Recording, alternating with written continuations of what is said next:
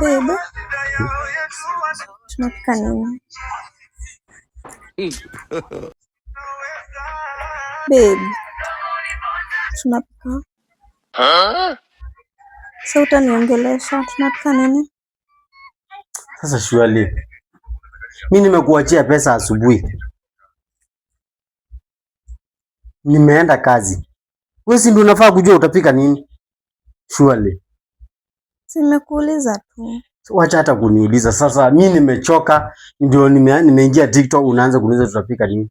Okay, wewe ukipika mawe, upike zile mitungi, upike mchanga, hata ujipike, hiyo ndio tutakula.